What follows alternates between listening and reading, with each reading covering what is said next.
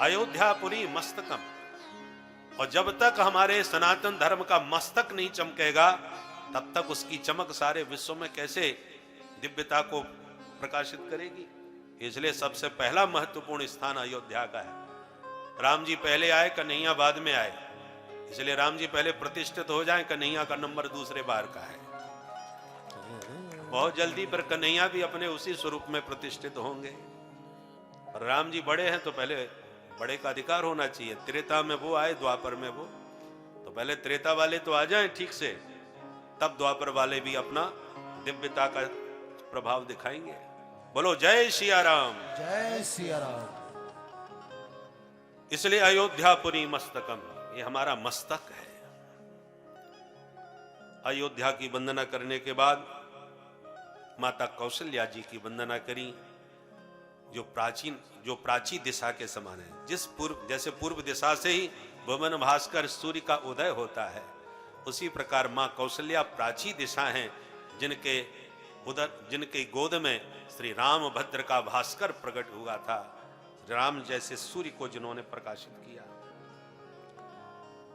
प्रगटेउ जह रघुपति शशि चारु, विश्व सुखद खल कमल तुषारु। यहां पर राम जी की उपमा चंद्रमा से दी है, शशि चारु। सूर्य से इसलिए उपमा नहीं दी, सूर्य प्रकाशक तो है पर तापक भी बहुत है, तपता बहुत है।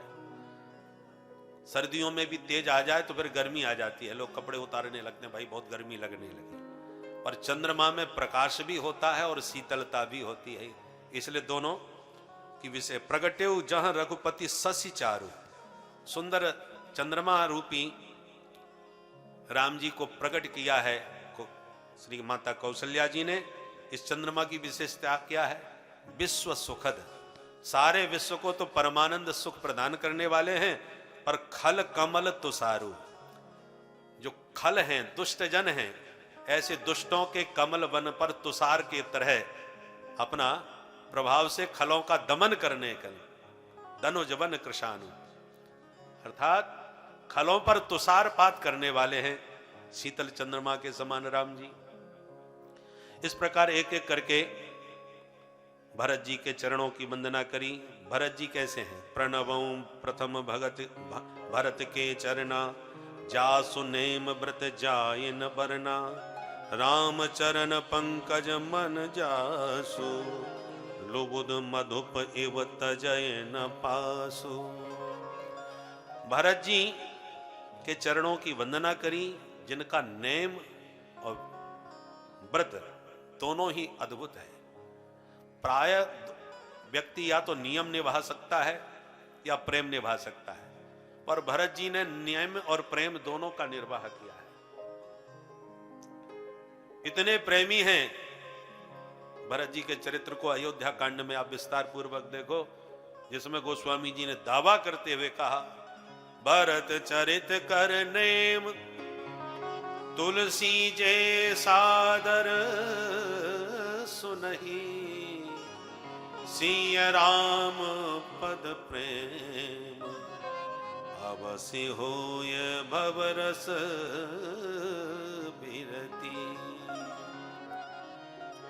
भरत जी के चरित्र को कोई नित्य प्रति नियम पूर्वक श्रवण करने लगे तो सिय राम पद प्रेम अवश्य होए। सीताराम जी के चरण कमलों में प्रेमानुराग निश्चित रूप से हो जाएगा, परंतु दूसरा काम क्या होगा? भवरस विरति। आपके भीतर जो भवरस भरा है, वो संसार का जो रस है, वो विरत हो जाएगा।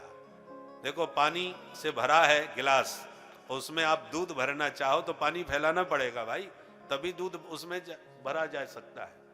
तो भरत जी का चरित्र दोनों काम करता है, भवरस से विरक्ति कर देगा और राम रस से आपके हृदय को भर देगा, इसलिए इनका नाम है भरत।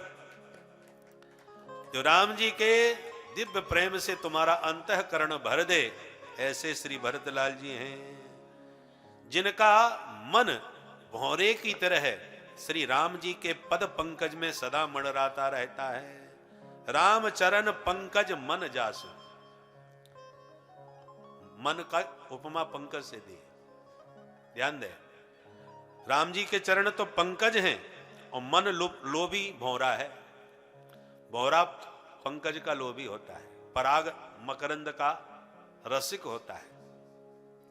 पर इसकी एक विशेषता, भौरे की दो बातें बड़ी प्रसिद्ध है। पहली बात, चंचलता भी उसकी प्रसिद्ध है, एक फूल पर नहीं टिकता, कली कली का रसपान करता हुआ पूरा उपवन में विहार करता रहता है। किंतु यदि उसको घूमते घूमते किसी पुष्प में विशेष मकरंद पराग प्राप्त हो जाए तो फिर वो इतना मस्त हो जाता है उसका पान करने में कि उड़ना ही भूल जाता है।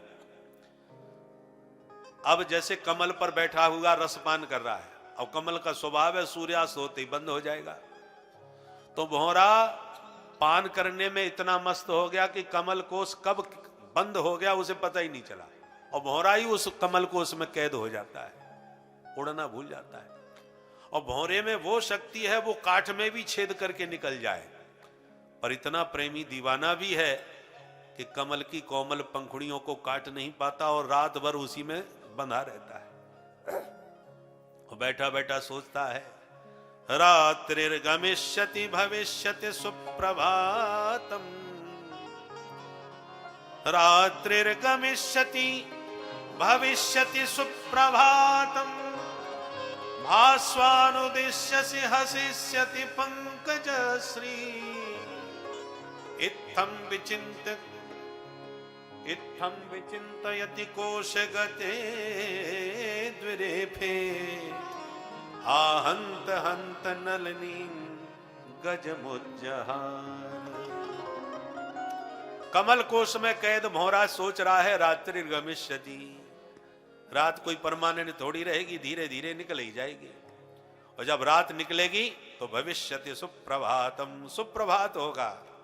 और सुप्रभात में क्या होगा? भास्वान उदेश्यसि, भुवन भास्कर सूर्य का दर्शन होगा, सूर्योदय होगा। और सूर्य के उदित होते ही हसिष्यति पंकजश्री, पंकज विकसित हो जाएगा, कमल कणिकाएं एकदम खिल जाएंगी। रात भर में पुष्प पराग पान करके मैं फुर से उड़ जाऊंगा। पर ऐसा हुआ नहीं। स्वप्न देख रहा था ऐसा होगा, फिर ऐसा होगा, जैसे हम लोग देखते रहते हैं। इतने में काल रूपी हाथी आया। इत्थम विचिंतयति कोश गते द्विरेफे, उस कोश के भीतर, कमल कोश के भीतर बैठा हुआ वह द्विरेफ, द्विरेफ माने भौरा, भ्रमर। इसका नाम द्विरेफ क्यों है? क्योंकि इसके नाम में दो रेफ हैं, दो रकार। भ्रमर, भा में भी रा लगा है और अंत में रा है, तो भ्रमर में दो रेफ हैं, इसलिए इसका नाम द्विरेफ।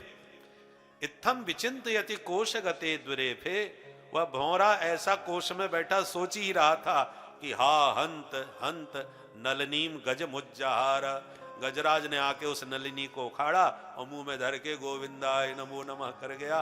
तो भौरा मर तो गया पर उड़ा नहीं, कमल कोमल पंखुड़ियों को नहीं काट पाया, इतना दीवाना हो गया कमल का। उसी प्रकार हमारा जो मन है ये भी भ्रमर है, बड़ा चंचल है। चंचलम ही मनः कृष्ण, भौरा की तरह ये भी चंचल है, जगह जगह रस ढूंढता रहता है पर इसको कहीं रस मिलता ही नहीं है। बोले भैया रसगुल्ला में बड़ा रस होता है तो चलो खाओ। एक खाया बड़ा रस आया, दो खाया तब भी चला, अब तीन चार और खा लिए, किसी ने जबरदस्ती दो और खिला दिए, तो अंत में फिर कोई रसगुल्ला लेके आया तो महाराज एकदम हाथ जोड़ लिए घुटनों तक के। बोले भैया आप तेरे हाथ जोड़ूं, हमारे सामने से हटा ले, अब तो देखने की भी इच्छा नहीं हो रही। तो जिसका नाम सुन के मुंह में पानी आ रहा था, आज उसे देखने की भी इच्छा नहीं हो रही। यही संसार के रस हैं। जितने भी रस हैं ये शाश्वत आनंद देने वाले नहीं, बस क्षणिक आनंद देते हैं, उसके बाद फीके पड़ जाते हैं। इसलिए संसार के विषयों की उपमा खुजली से दी गई है शास्त्रों में। कंडूयवत, संस्कृत में कंडू माने खुजली। खुजली है तो बीमारी, पर खुजलाने में बड़ा आनंद देती है। परंतु यदि आनंद के चक्कर में ज्यादा आपने खुजला दिया तो बाद में उतना ही कष्ट देती है। कान पकड़ लेते हैं, भगवान अब दोबारा ऐसे कभी नहीं खुजलाऊंगा। ऐसे ही संसार के विषय हैं। आपको खाने में स्वाद आया, खूब स्वाद में ज्यादा खा गए, अब ज्यादा खा गए, अब डकारें आ रही हैं। और रात में सो नहीं पा रहे, करवट बदल रहे, खट्टी डका रहे, हे भगवान अब इतना भूल के भी भोजन कभी नहीं करूंगा। और जब भोजन में स्वाद आता है तो खाए बिना फिर नहीं मानते, फिर 2-4 रोटी ज्यादा खप जाती है। तो ये जितने भी विषय सुख हैं, ये जितने सुखदायी हैं परिणाम में उतने ही दुखदायी है। और मन को चाहिए असली रस, और वो असली रस इस संसार में है नहीं। वो असली रस कहां है? रसो वै सह रसम हेवानम लब्ध्वानंदी भवती। वेद भगवान कहते हैं वो परमात्मा ही रस रूप है। उस परम रस को जिस दिन चख लोगे, उस दिन स्वाद में जब प्रवेश करे, उस रस में जब तुम्हारा प्रवेश हो जाएगा तो परम आनंद की प्राप्ति हो जाएगी, सारे रस फीके पड़ जाएंगे। बोलो जय सिया राम। जय सिया राम।